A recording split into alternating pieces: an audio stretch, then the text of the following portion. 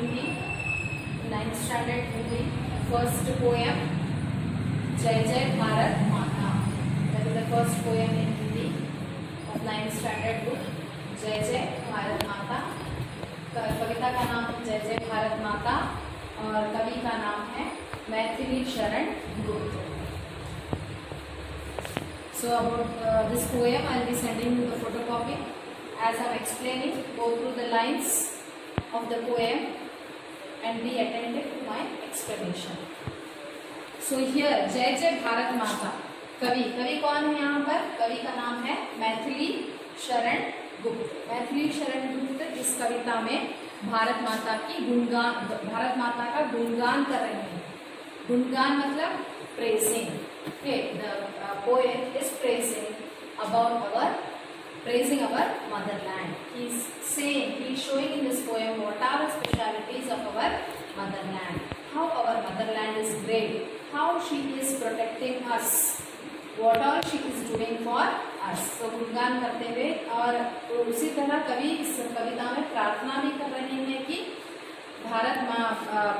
इस भारत में अंधकार हटे और हमें ज्ञान की रोशनी मिले। Let the darkness of ignorance go away from all the Indians, let all the Indians be United.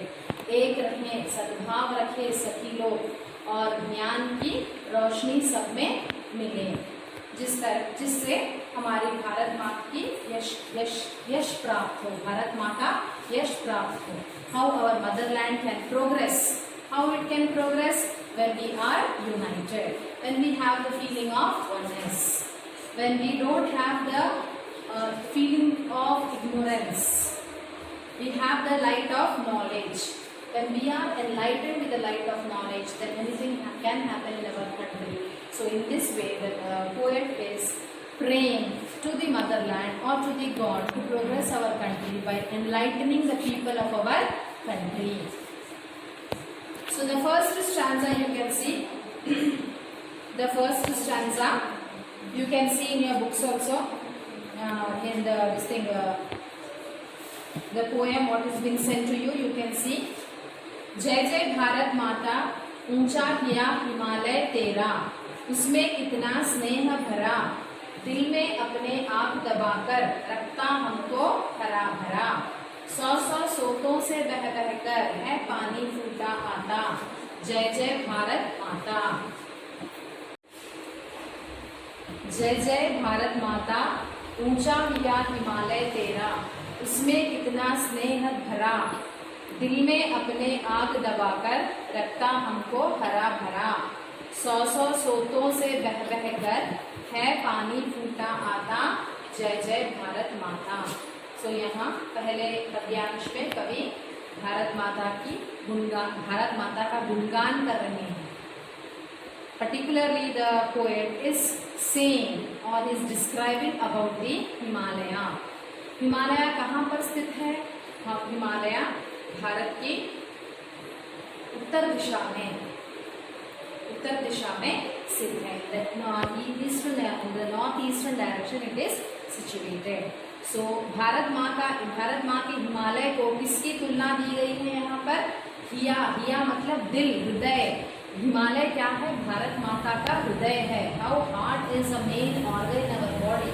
Himalaya is a main feature in the India. It is one of the most important geographical feature of India. Okay, it has got many natural resources in it. It is a treasure of many natural resources.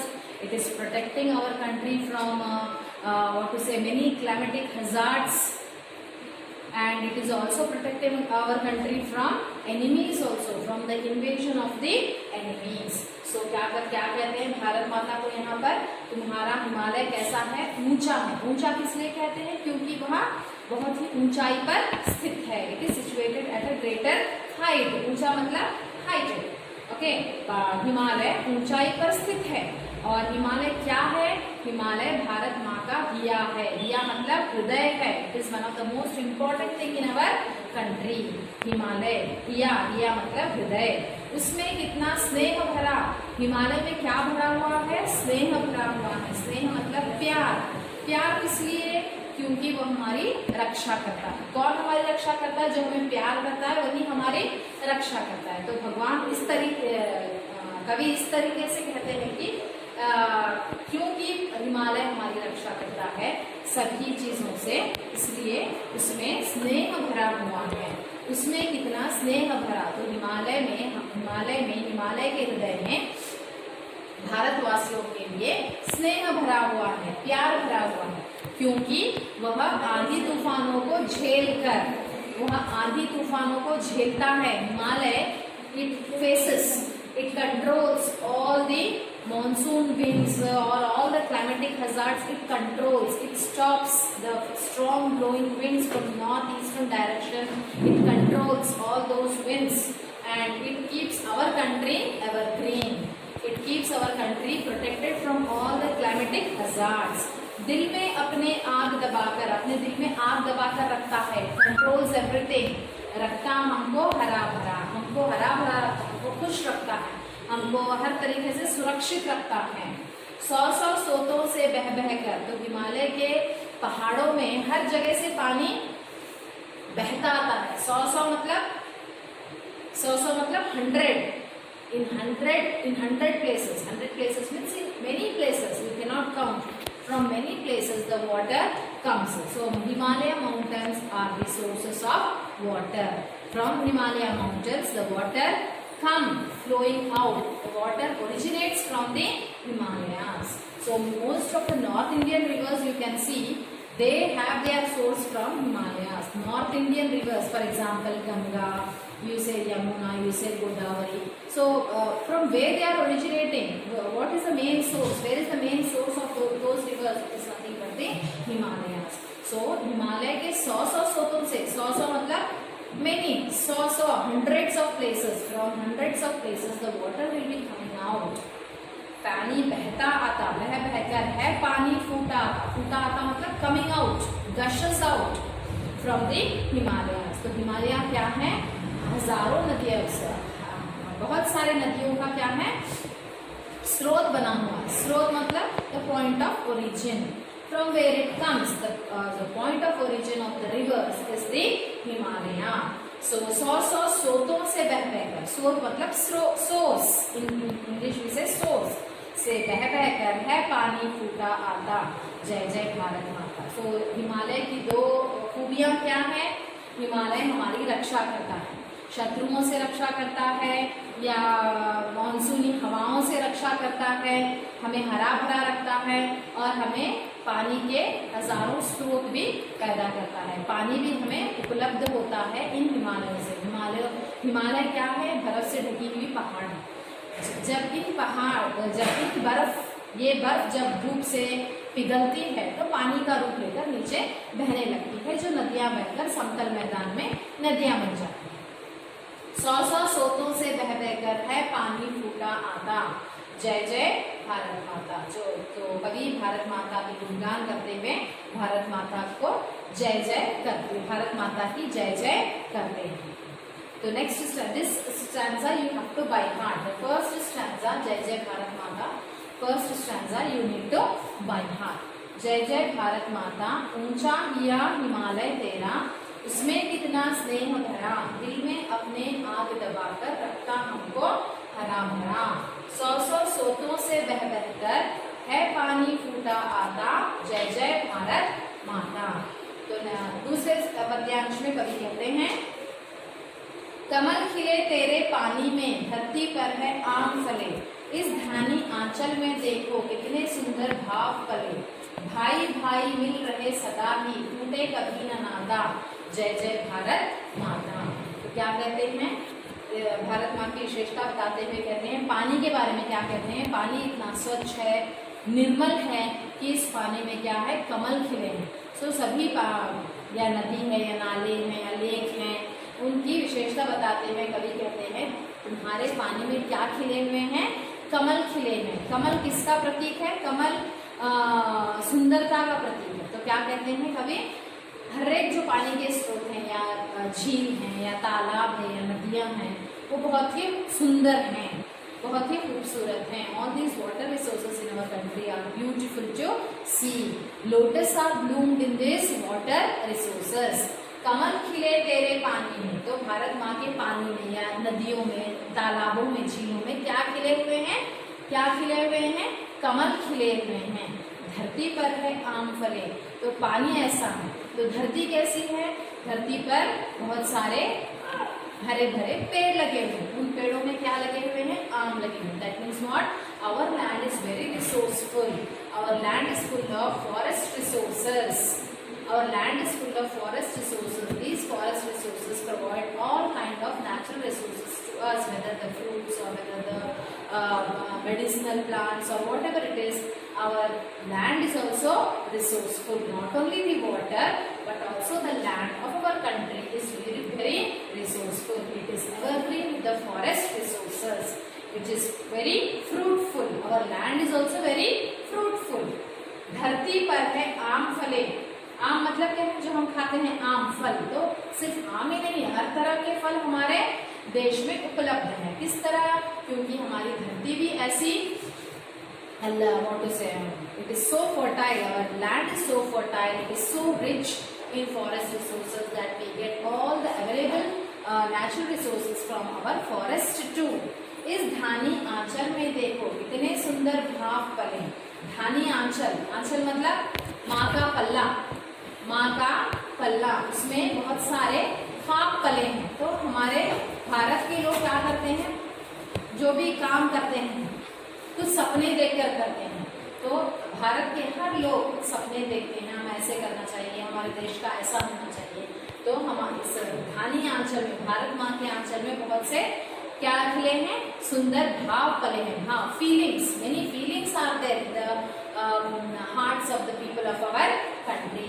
भाई भाई मिल रहे सदा ही, टूटे कभी ना नाता. So all the people, though the people of our country are different in language, in culture, religion, but we are all together. We have the feeling of brotherhood. भाई भाई मिल रहे सदा ही. भाई भाई मतलब all the people are one. We are united. There is no difference between any religion, caste, creed or anything.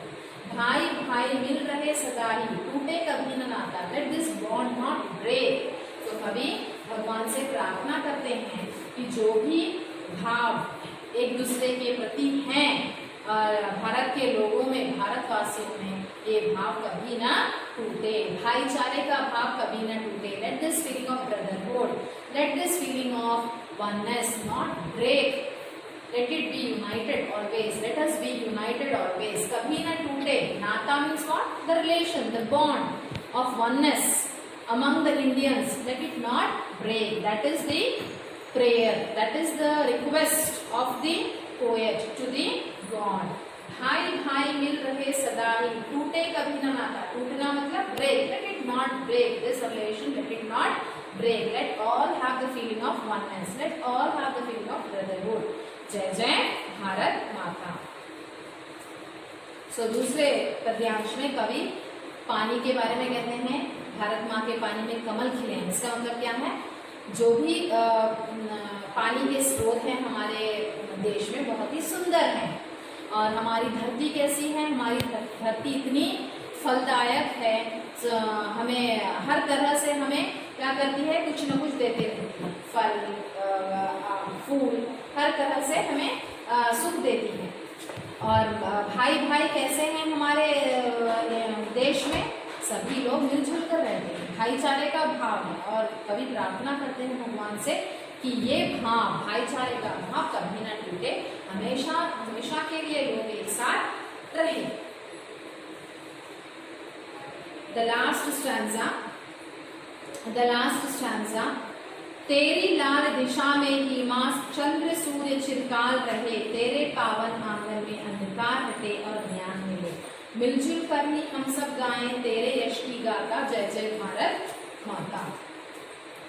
तो भगवान से आशा करते हैं, भगवान से प्रार्थना करते हैं कभी कि तेरी लाल दिशा ही में माँ, दिशा में ही माँ, तो हमारे भारत में ही सूर्य चंद्र चिरकाल रहे. सूर्य चंद्र किसका प्रतीक है? सूर्य चंद्र, sun and the moon are the symbol of light. Light of wisdom, light of happiness. तो ऐसा हो हमारे देश में, सदा खुशियां रहे हमारे देश, सदा रोशनी रहे, कोई भी बुरी बात ना हो, कोई भी दुखदायक बात ना हो हमारे देश में जिससे हमारे देश का नुकसान हो। तो सूर्य चंद्र सदा चिरकाल रहे, चिरकाल मतलब हमेशा के लिए चमकते रहे, हमेशा के लिए चमकते रहे मतलब क्या है, खुशियां आती रहे हमारे देश में। ऐसा एक भी दिन ना हो कि हमारे देश में कुछ दुर्घटना हो जिससे हमारे देश का नष्ट हो, ऐसा कुछ नहीं होना चाहिए। तो क्या कहते हैं कवि, भगवान से विनती करते हैं, let our country progress in the light of wisdom, in the light of knowledge. सूर्य चंद्र, sun and the moon are the symbols of light, they give light to the whole world. So light is nothing but happiness, awareness, knowledge. Okay, so Surya Chandra चिरकाल रहे, चिरकाल मतलब हमेशा के लिए चमकते रहे, मतलब हमेशा के लिए हमारा देश खुश रहे, उन्नति करे, प्रगति करे, हर चीज में आगे बढ़ते रहे। तेरे पावन आंगन में अंधकार हटे और ज्ञान मिले। इस देश में क्या होना चाहिए, सभी लोगों के मन से अंधकार हटना चाहिए और ज्ञान बढ़ना चाहिए। We should not be ignorant. We should not follow anything which is illogical. Whatever is logic, we should follow. We should question what is this we are doing, whether it is right or wrong. If it is right, do it. Simply, we should not follow any superstitious belief, any malpractices. If we do this, we will get this. No. You think what we are doing, whether it is right or not. Think logically. अंधकार हटना चाहिए हमारे देश से, और क्या मिलना चाहिए, हमें ज्ञान मिलना चाहिए। मिलजुल कर ही हम सब, तेरी लाल दिशा में भी माँ चंद्र सूर्य चिरकाल रहे, तेरे पावन आंगन में अंधकार हटे और ज्ञान मिले। मिलजुल कर ही हम सब गाएं तेरे यश की गाथा, जय जय भारत माता। तो अंतिम पंक्तियों में कवि कहते हैं, मिलजुल कर हमें क्या करना चाहिए, भारत माँ की यश की गाथाएं गानी चाहिए। यश मतलब the fame, we should sing the fame of our country. Okay, let us sing what is achieved in our country, let us sing the greatness of our motherland. मिलजुल कर ही हम सब गाएं तेरे यश की गाथा। यश मतलब द अचीवमेंट्स, द प्रोग्रेस। गाथाएं मतलब कहानियां, गाथाएं मतलब क्या है, कहानियां। तेरे यश की गाथा, जय जय भारत माता। कीर्ति, यश मतलब कीर्ति।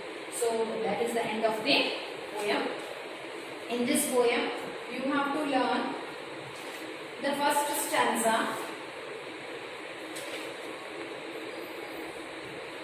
प्रथम 8 पंक्तियों का कंठस्थ कीजिए।